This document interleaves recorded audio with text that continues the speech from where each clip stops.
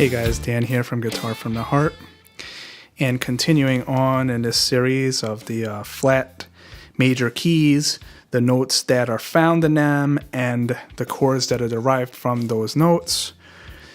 We in the last video we did some more explanation of how we find the flat keys, how we go from one to the other, how we know what the next flat key is going to be. We said that by selecting the fourth note in the current key, we get the new key.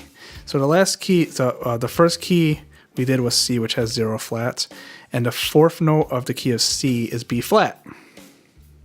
So the fourth note in the key of C is F.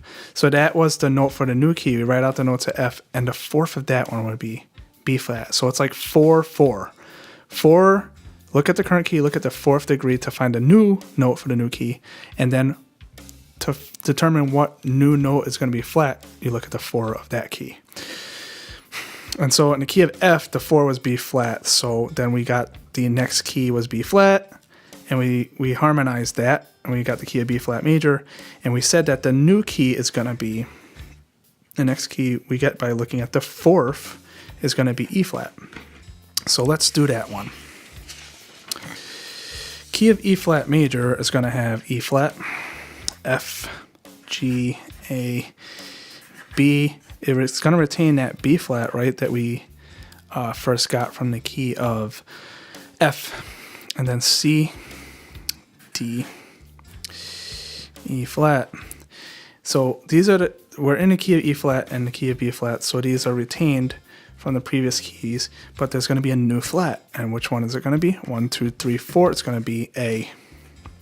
So the key of E flat has 3 flats, which are E flat, A flat, and B flat. When we harmonize these, we find that, and we harmonize them by stacking thirds on each note, we find out when we look at those chords that the 1, the 4, and the 5 are major. If you harmonize any major scale, guys, it's gonna always be, yield this, because the major scale has the same intervals always: whole, whole, half, whole, whole, whole, half.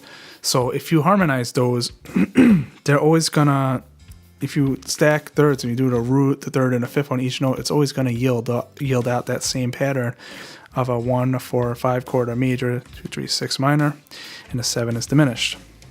That's just how it works for all major keys.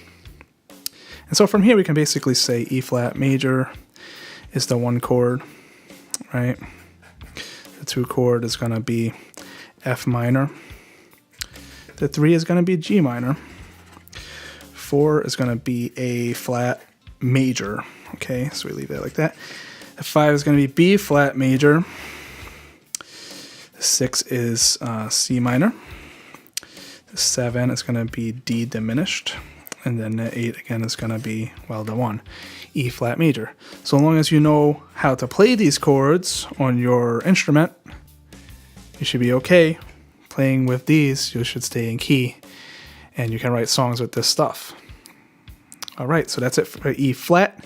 The next key is going to be, we're going to find it by looking at the fourth degree of this, 1, 2, 3, 4, which is A flat. So the next key is going to be A flat major. And by writing out these notes here real quick, we can say that this new one here, right, the fourth degree is going to be on no flat. And that's how that works.